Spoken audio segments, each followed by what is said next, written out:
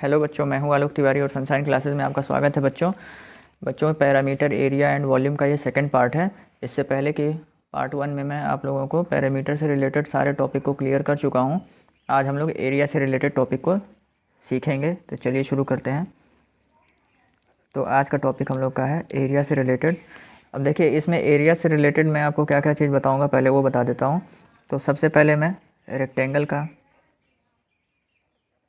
Rectangle का area, उसके बाद स्क्वायर का, ठीक है। फिर इसके बाद से पैरेललोग्राम का,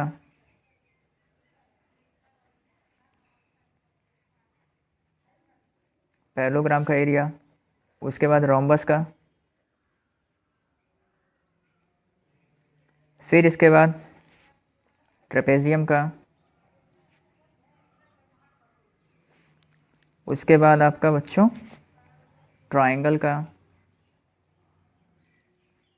और फिर लास्ट में हम लोग सर्कल का। ये सारे एरियाज़ के बारे में हम लोग डिस्कशन करेंगे। चलिए शुरू करते हैं बच्चों। तो पहला हम लोग का है रेक्टेंगल,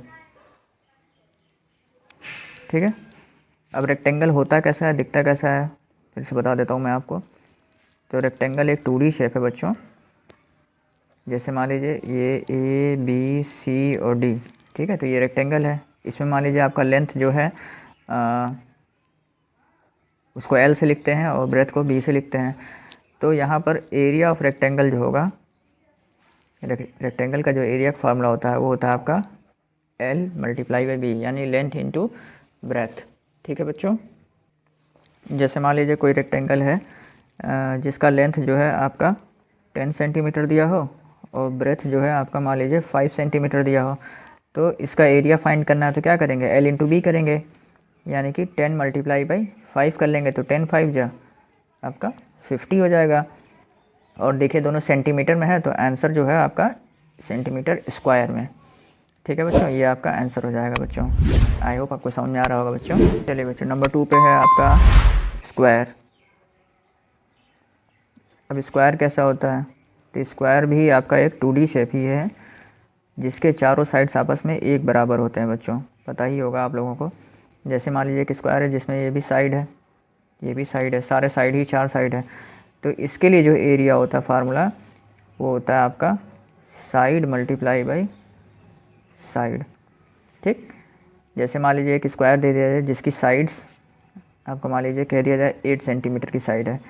तो एरिया निकालना है तो एरिया का फार्मूला साइड × साइड होता है, यानी 8 × 8। तो 8 8 जा 64 सेंटीमीटर स्क्वायर इसका आंसर हो जाएगा बच्चों, ठीक है बच्चों। चलिए बच्चों, नंबर 3 पे देखिए। अब आता है आपका पैरेललोग्राम,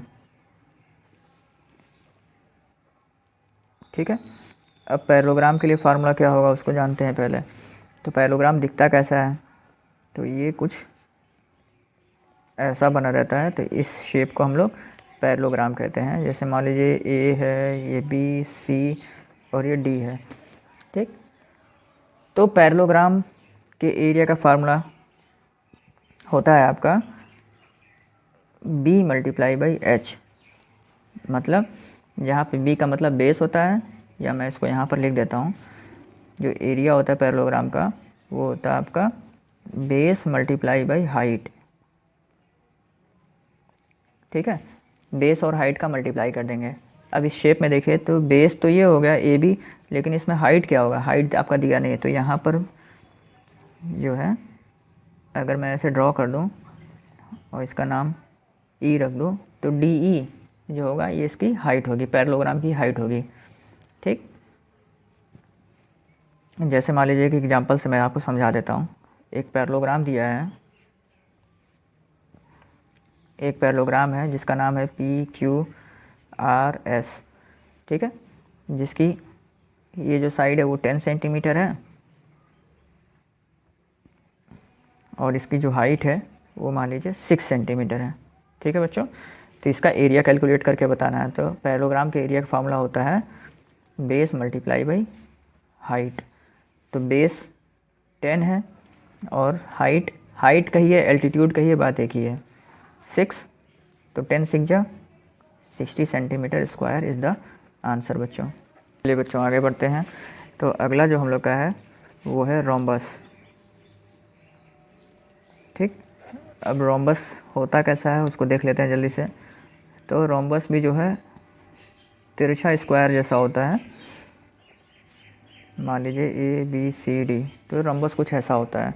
ठीक है बच्चों, अब रोम्बस का भी जैसे स्क्वायर में चारों साइड इक्वल होते हैं, उसी तरह रोम्बस के भी चारों साइड आपस में इक्वल होते हैं। यानी ये साइड ये साइड ये साइड ये साइड, चारों का साइड आपस में एक बराबर होता है।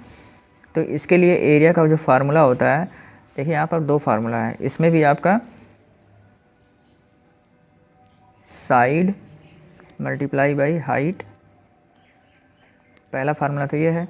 और जो दूसरा फार्मूला होता है रम्बस का, वो होता है 1/2 into diagonal 1 multiply by diagonal 2, ये होता है।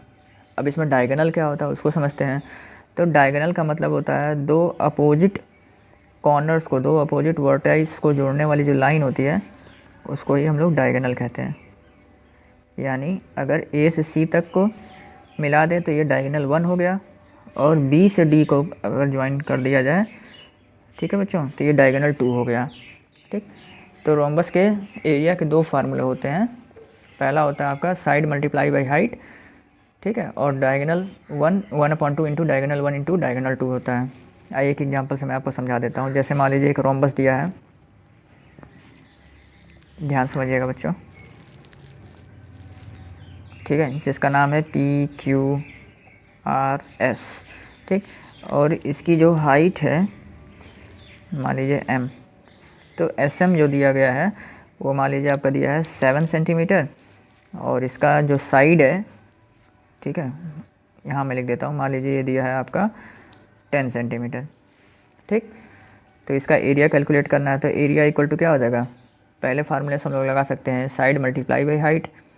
अगर 10 सेंटीमीटर है तो सारे ही इसमें 10 सेंटीमीटर होंगे।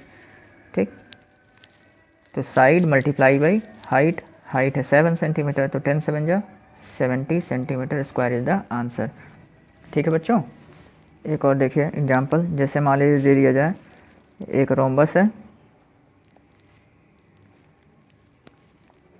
ABCD, एक रोम्बस है जिसका इस बार साइड नहीं दिया गया, इस बार डायगोनल दिया गया है। ठीक है, जिसमें AC, जो AC है वो मान लीजिए आपका दे दिया जाए 8 सेंटीमीटर, और BD जो है वो मान लीजिए दे दिया जाए 6 सेंटीमीटर। यानी डायगोनल 1, ठीक है, ये आपका क्या है, डायगोनल 1 ही तो है, D1 जिसको हम लोग लिखते हैं, और ये डायगोनल 2 यानी D2 है। ठीक, तो इसका एरिया कैसे कैलकुलेट करेंगे, तो इसके लिए एरिया हो जाएगा 1/2 इंटू D1 इंटू D2। तो D1 हमारा क्या है 8 है, और D2 हमारा क्या है 6 है। ठीक, अब इसको सॉल्व कर सकते हैं। ये देखिए 2 1 जा 2, 2 4 जा 8। ठीक, तो हमारा क्या निकला 4 मल्टीप्लाई बाई 6, और 4 6 जा 24 centimetre square is the answer. ठीक है बच्चों, आई होप आपको समझ में आ रहा होगा बच्चों। चलिए आगे बढ़ते हैं। देखिए अब नंबर 5 पे जो है बच्चों, अब आता है आपका ट्रेपेजियम। ठीक है, अब ट्रेपेजियम कैसा होता है उसको समझते हैं जल्दी से। तो ट्रेपेजियम शेप जो है कुछ ऐसा होता है, ये आपका ऐसे और ये ऐसे, यानी ये A हो गया, B हो गया, C हो गया, D हो गया। ट्रेपेजियम शेप कुछ ऐसा होता है जिसमें दो पैरेलल साइड होती हैं सिर्फ, और बाकी की जो दो साइड्स होती हैं वो पैरेलल नहीं होती हैं। ठीक है, यानी इसमें देखिए AB, जो AB है वो आपका CD के पैरेलल है, लेकिन AD और BC आपस में नॉन पैरेलल साइड्स हैं। ठीक है, ऐसे शेप को हम लोग ट्रेपेजियम कहते हैं। और यहाँ से अगर इस पर एक एल्टीट्यूड ड्रॉ किया जाए तो ये इसकी हाइट कहलाएगी। ठीक है बच्चों, अब पैरेलल साइड है, इसको मान लिया जाता है स्मॉल a और स्मॉल b। ठीक, तो इसके लिए एरिया का फार्मूला क्या होगा, देखिए बच्चों। तो ट्रेपेजियम के जो एरिया का फार्मूला होता है वो होता है आपका 1/2 multiply by A plus B into H। ठीक, यानी दोनों पैरेलल साइड्स को, A का मतलब पहली वाली पैरेलल साइड, B का मतलब दूसरी वाली पैरेलल साइड्स, ठीक है, इन दोनों को प्लस करके उसको हाफ कर लेंगे और उसमें हाइट का मल्टीप्लाई कर देंगे, तो हम लोग को एरिया पता चल जाएगा ट्रेपेजियम का। ठीक है बच्चों, इसी चीज़ को हम लोग कुछ इस प्रकार से भी लिख सकते हैं, a+b/2, ठीक है, a+b/2 इंटू एच। ठीक, चीज़ वही है, बात एक ही है। आइए एक एग्जांपल से मैं आपको समझा देता हूँ। जैसे मान लीजिए एक ट्रेपेजियम दिया जाए, एक ट्रेपेजियम आपका दे दिया जाए जिसका नाम है PQRS। ठीक, इसकी जो पैरेलल साइड्स हैं वो आपका 8 सेंटीमीटर और 12 सेंटीमीटर है। ठीक, और इसका जो एल्टीट्यूड है, एल्टीट्यूड का मतलब हाइट, मान लीजिए m है, जो इसका एल्टीट्यूड है वो मान लीजिए आपका दे दिया जाए 6 सेंटीमीटर का। ठीक, तो इस ट्रेपेजियम का हमको एरिया कैलकुलेट करना है, तो कैसे करेंगे? तो अभी मैंने आपको बताया, सबसे पहले 1/2 मल्टीप्लाई बाई दोनों पैरेलल साइड का सम, यानी 8 + 12, 8 + 12 हो जाएगा, मल्टीप्लाई बाई जो उसका एल्टीट्यूड है यानी उसकी जो हाइट है, तो हाइट इसमें 6 दी गई है। अब इसको सॉल्व करेंगे तो 1/2 मल्टीप्लाई बाई 8 + 12 कितना हो जाएगा? 20 हो जाएगा, और मल्टीप्लाई बाई 6 हो जाएगा। ये देखिए 2 × 1 = 2, 2 × 10 = 20 हो गया। तो कितना आया? 10 मल्टीप्लाई बाई 6, और 10 × 6 = 60 होता है। 60 centimetre square is the answer बच्चों। ठीक है, तो ये इस तरह से हम लोग ट्रेपेजियम का एरिया कैलकुलेट कर सकते हैं। आई होप आपको समझ में आ रहा होगा बच्चों। चलिए बच्चों आगे बढ़ते हैं। तो अगला टॉपिक जो हम लोग का है नंबर 6 पे, वो है ट्राइंगल का। ठीक, अब ट्राइंगल का एरिया कैसे निकाला जाता है? Area of triangle equal to होता है 1/2 into base multiply by height. 1/2 into base into height होता है। ठीक है बच्चों, अगर मान लीजिए कोई ट्राइंगल दिया जाए, किसी भी तरह का ट्राइंगल दिया जाए, मान लीजिए इसका नाम है A, B और C, और जो इसका एल्टीट्यूड यानी हाइट है वो ये है, ये बेस है। ठीक है, जिस पर एल्टीट्यूड ड्रॉ रहेगा वो बेस होता है। ठीक, तो यहाँ पर 1/2 इंटू बेस इंटू हाइट का फार्मूला लगा देंगे। एग्जाम्पल से मैं आपको समझाता हूँ। देखिए एक ट्राइंगल दिया है, ये ट्राइंगल हो गया, मान लीजिए इसका नाम है PQ और R, जिसका जो बेस है वो आपका मान लीजिए 10 सेंटीमीटर है, और इसकी जो हाइट है ये मान लीजिए आप 8 सेंटीमीटर है। ठीक है बच्चों, तो इस ट्राइंगल का एरिया क्या हो जाएगा? क्वेश्चन में आपका बेस और हाइट दे दिया जाएगा बच्चों, तो एरिया इक्वल टू हो जाएगा 1/2 इंटू बेस इंटू हाइट। तो बेस है आपका 10 और हाइट दिया हुआ है इसमें 8। इसको सॉल्व करेंगे तो 2 × 1 = 2, 2 × 5 = 10, यानी कि 5 मल्टीप्लाई बाई 8, और 5 × 8 = आपका 40 होता है। तो 40 centimetre square is the answer बच्चों। ठीक है, अब इसके बाद आता है इसी में अगला जो पार्ट है वो है area of equilateral triangle. Area of equilateral triangle, तो इसके लिए फार्मूला जो होता है वो होता है आपका √3/4 इंटू साइड स्क्वायर। ठीक है बच्चों, ये इक्विलेटरल ट्राइंगल के लिए एरिया का फार्मूला है। इक्विलेटरल ट्राइंगल मतलब जिसमें तीनों साइड्स आपका इक्वल होता है। एग्जांपल देख लीजिए, जैसे मान लीजिए कोई ट्राइंगल, इक्विलेटरल ट्राइंगल दिया है जिसकी साइड आपकी मान लीजिए 8 सेंटीमीटर है, तो सारा ही 8 होगा, तीनों ही साइड आपका 8 होगा। तो इसके लिए जो एरिया लगेगा फार्मूला वो √3/4 into side square. Side square का मतलब 8 का स्क्वायर, और 8 का स्क्वायर में यानी कि 8 मल्टीप्लाई बाई 8। सॉल्व करते हैं जल्दी से, तो 4 × 2 = 8, तो ये आपका क्या हो जाएगा? 8 × 16, √3 centimetre square is the answer. ठीक है बच्चों, अब इसके बाद जो अगला फार्मूला आता है ट्राइंगल से ही रिलेटेड, वो है आपका एरिया ऑफ आइसोस्केलस ट्राइंगल। ठीक है, आइसोसेलेस ट्राइंगल क्या होता है? ऐसा ट्राइंगल जिसमें दो साइड्स आपका इक्वल होता है, ऐसे ट्राइंगल को हम लोग आइसोसेलेस ट्राइंगल कहते हैं। जैसे मान लीजिए, पहले मैं फार्मूला लिख देता हूँ। तो इसके लिए फार्मूला होता है आपका B/4 √4a² - b² होता है बच्चों।